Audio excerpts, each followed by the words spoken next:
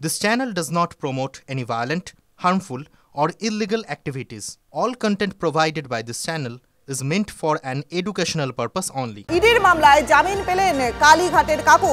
প্রাথমিক নিয়োগ দুর্নীতি মামলায় জামিন কালীঘাটের কাকুর। কথা বলবো আমাদের সহকর্মী শ্রাবন্তী এই মুহূর্তে রয়েছেন আমাদের সঙ্গে। শ্রাবন্তী, চাঞ্চল্যকর খবর এবং জামিন, এই যে সুজয় কৃষ্ণের জামিন নিয়ে এতদিন এতগুলো আলোচনা হয়েছে, এবার কি কি তথ্য আসছে? সাম্প্রতিক সময় আমরা দেখেছি যে প্রাথমিক নিয়োগ দুর্নীতিতে অনেকেই জামিন পেয়েছেন। মানিক ভট্টাচার্যের সপরিবারে জামিন থেকে শুরু করে একাধিক ব্যক্তিরা তারা জামিন পেয়েছেন এবং সেখানে একটা বড় নাম নিঃসন্দেহে সুজয় কৃষ্ণ ভদ্র। কেন এতদিন পর্যন্ত তারা জেলে থাকবেন, যেখানে তাদের ট্রায়াল পর্যন্ত শুরু করা যাচ্ছে না, এই নিয়ে বারবার অভিযোগ উঠে আসে। দুটি মামলা ছিল। ইডির এই মামলা যখন দায়ের করেছেন সুজয় কৃষ্ণ ভদ্র, তোড়ে ঘরে সিবিআই তাকে শোন অ্যারেস্ট, প্রোডাকশন অফ অ্যারেস্ট করানোর পরে শোন অ্যারেস্ট দেখিয়েছে। এই নিয়েও আদালতের মুখে তাদের পড়তে হয় যে যেহেতু ইডির মামলায় জামিন পেয়ে যেতে পারেন, এই কথাটা যা মনে হওয়ার ফলেই কি তাহলে সিবিআই এখন থেকে মানে প্রায় 2 বছর অ্যারেস্ট করার পরে কেটে যাবার পরে সিবিআই এর এরকম মনে হয়েছে। আদালতের এই বক্তব্য ছিল। সেই মামলাটি এখন পেন্ডিং রয়েছে।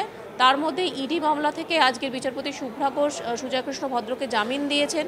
যেটা মনে করা হচ্ছে এবার তার ভাগ্য নির্ভর করবে, অর্থাৎ জেল থেকে তিনি ছাড়া পাবেন কিনা সেটা অ্যাবসলিউটলি নির্ভর করবে লোয়ার কোর্টে যে তার মামলা রয়েছে পেন্ডিং, তার উপরে সিবিআই এর যে মামলা, সেখান থেকে যদি জামিন পান নিঃসন্দেহে নিয়োগ দুর্নীতিতে সুজয় কৃষ্ণ ভদ্রের পুরোপুরি জামিন হবে, জেল মুক্তি হবে এবং একটা বলা যেতে পারে সিবিআই এর দিকে আরেকবার প্রশ্ন উঠে আসবে। একেবারে প্রশ্নচিহ্ন থেকে যাচ্ছে। শ্রাবন্তী, তুমি সঙ্গে রাখো, আরও একটা গুরুত্বপূর্ণ খবর আছে এই মুহূর্তে। ইডির মামলায় জামিন পেলেন কল সেন্টারের দুর্নীতির কিংপিং কুণাল গুপ্তা। শর্ত সাপেক্ষে জামিনের আবেদন মঞ্জুর বিচারপতি শুভ্রা ঘোষের। ইডির মামলায় জামিন পেলেন কল সেন্টার দুর্নীতির কিংপিং কুণাল গুপ্তা। কুণাল গুপ্তার প্রসঙ্গে আরও বিস্তারিত জানবো। সহকর্মী শ্রাবন্তী রয়েছেন আমাদের সঙ্গে। শ্রাবন্তী,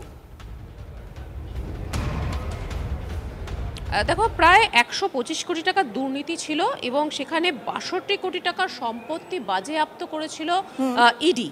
প্রায় 300 জন বিদেশি নাগরিকের অভিযোগের প্রেক্ষিতে তৎপর হয় ইডি। আজকের বিচারপতি শুভ্রা ঘোষ এই মামলায় কুণাল গুপ্তাকে জামিন দিয়েছেন। শর্ত রাখা হয়েছে তার পাসপোর্ট জমা দিতে হবে এবং যখনই নিম্ন আদালত ডাকবে তাকে সহযোগিতা করতে হবে, একই সঙ্গে কোনো তথ্য নষ্ট করতে পারবেন না তিনি। তারও জামিন মঞ্জুর করেছেন বিচারপতি শুভ্রা ঘোষ।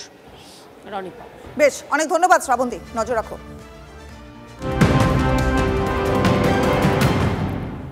এই মুহূর্তে আরো একটা বড় খবরে নজর রাখতেই হচ্ছে। বিটি রোডের খবরে নজর রাখবো। বিটি রোডে তেলের ট্যাঙ্কারে বিস্ফোরণ ঘটলো। বিস্ফোরণের জেরে ঘটনাস্থলেই মৃত্যু হলো একজন শ্রমিকের, গুরুতর জখম আরো একজন।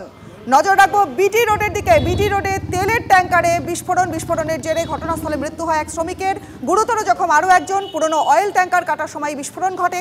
700 মিটার দূর থেকে এই বিস্ফোরণের শব্দ শোনা যায়। বিস্ফোরণের অভিঘাতে গাছে ছিটকে পড়ে দেহ। কি কারণে এই বিস্ফোরণ খতিয়ে দেখছে সিধি থানার পুলিশ। 50 মিটার দূরের গাছে ঝুলছিল মৃতদেহ। সমস্ত কাটাইয়ের কাজটাই অবৈধ। এখানে এর আগেও ভয়ঙ্কর দুর্ঘটনা ঘটেছে, তারপরেও প্রশাসনের কোনো হুঁশ ফেরেনি। বিরাট বড় আগুন লেগেছিল কয়েক বছর আগেই। এখানে একটা বড় পুকুর ছিল, সেই পুকুরটার অস্তিত্ব নেই। রাত্রিবেলা লুকিয়ে জল তুলে ফেলে দেয়। ভয়ঙ্কর দিনের প্রতি কাটাই হচ্ছে, রোজ বাস করছে, রোজ আগুন জ্বলছে। 700 মিটার দূর দাদার বাড়ি, ওইখানে আওয়াজ গিয়েছে। 700 মিটার দূর থেকেই বিস্ফোরণের শব্দ শুনলেন প্রত্যক্ষদর্শীরা। ভয়ঙ্কর খবর, বিটি রোডে তেলের ট্যাঙ্কার, সেখানে বিস্ফোরণ ঘটে এবং এই বিস্ফোরণের জেরে ঘটনাস্থলে মৃত্যু হলো একজন শ্রমিকের, গুরুতর জখম হলেন আরও একজন। কি কারণে এই বিস্ফোরণ, কিভাবে ঘটলো এই বিস্ফোরণ, তদন্তে পুলিশ। বিস্ফোরণের অভিঘাতে গাছে ছিটকে পড়লো দেহ। কি কারণে এই বিস্ফোরণ, কথা বলবো। আমাদের সহকর্মী অনন্ত এই মুহূর্তে সরাসরি রয়েছেন আমাদের সঙ্গে। অনন্ত, কি কারণে এই বিস্ফোরণ এবং এই বিস্ফোরণের ফলে এই যে মৃত্যু ঘটলো, দায় কার? একদমই তার, দায় কার? দেখো, এই যে তোমাকে যে দেখাচ্ছি, এই যে কাটাই হয়, অর্থাৎ যে গাড়িগুলো অকশন হয়, সেই গাড়িগুলো অকশন হয়ে এখানে আসে, তারপরে সেই গাড়ি কাটাই হয় এবং এই যে তেলের ট্যাঙ্কার কাটাই হচ্ছিল এইখানে, তোমাকে আমি দেখাচ্ছি। দেখো, এইখানে এখনো গ্যাস সিলিন্ডার পড়ে আছে। এই তেলের ট্যাঙ্কার কাটাই হচ্ছিল, তখন হঠাৎ দুখানা বিস্ফোরণ হয়, যার জেরে আতঙ্কে মানুষ ছড়িয়ে পড়ে এবং বেরিয়ে আসে। মানুষ ছুটে আসে। 50 মিটার দূরে যে ব্যক্তি মারা গেছে সাগর, তার দেহ গিয়ে পড়ে এবং আরেকজন শঙ্কর নামে আরেকজন কর্মী, তার দেহ গিয়ে পড়ে সেই 50 মিটার দূরে, এবং সেই দূরে সেখান থেকেই এলাকার বাসিন্দারা তাকে নিয়ে যায়। আমার সামনে এলাকার কাউন্সিলর রয়েছেন। দিদি, এই যে চলছে অবৈধ পুরো, দেখুন যেটা হয়েছে সেটা সম্পূর্ণভাবে ভীষণ দুঃখের একটা ঘটনা আজকে সকালবেলায় ঘটেছে। এখানে একটা অ্যাক্সিডেন্ট ঘটেছে ট্যাঙ্কারের এবং আমি যা শুনছি এখানে এসে এটা আমারও জানা ছিল না যে কীভাবে হয় এখানে কাটাইটা। এখানে ওই ট্যাঙ্কারের ওই ঢাকনাটা খোলা ছিল না, যেটা শুনতে পাচ্ছি। ঢাকনাটা নাকি খুলে ফেলতে হয়, আগে খুলে ফেলে জল দিয়ে রাখলে তারপরে নাকি কাটার উচিত। তো এখানে পুরনো গাড়ির কোনো একটা ট্যাঙ্কার ছিল। হ্যাঁ, কিন্তু এই যে জিনিস এইখানে যে আপনি বলছেন যে এটা অবৈধ, এটা তো বহুদিন ধরে হচ্ছে। সেটা তো যার আন্ডারে হচ্ছে তারাই বলতে পারবে, তাদের কাছে পেপারস তো নিশ্চয়ই প্রশাসন রয়েছে সেটা দেখার জন্য। আপনি এই এলাকার জনপ্রতিনিধি প্লাস এই সামনেই নাকের ডগা সিথি থানা, কি করে চলে?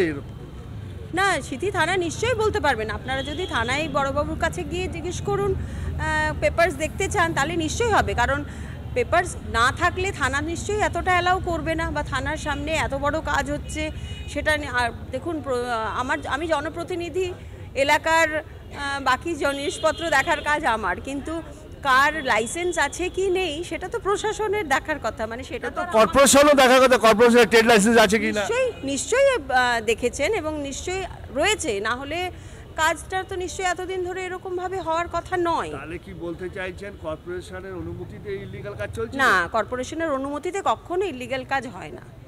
যদি কাজ হচ্ছে তার মানে কর্পোরেশনের পেপারস নিশ্চয়ই ওদের কাছে আছে, সেটা আপনারা দেখতে চান। কাজটা বৈধ চলছিল না অবৈধ চলছিল? দেখুন, সেটা তো কাগজই প্রমাণ করবে বৈধ কি অবৈধ, সেটা থানা বা প্রশাসন জানাবে বৈধ কি অবৈধ। আমি তো কারোর কাছে গিয়ে পেপার চাইতে পারি না যে আপনি আমাকে পেপারস দেখান, সেই স্থানটা তো আমার নয়। এই যে ঘনবসতি, একেবারেই অনন্ত, বুঝতে পারছি স্থানীয় কাউন্সিলরের বক্তব্য আমরা শুনলাম, তুমি ছবিগুলোও দেখালে। তবে মর্মান্তিক ঘটনা, এই মৃত্যু, এই আহত হওয়া, এত বড় একটা বিস্ফোরণের ঘটনা। অনেক ধন্যবাদ তোমায়, নজর রাখো তুমি।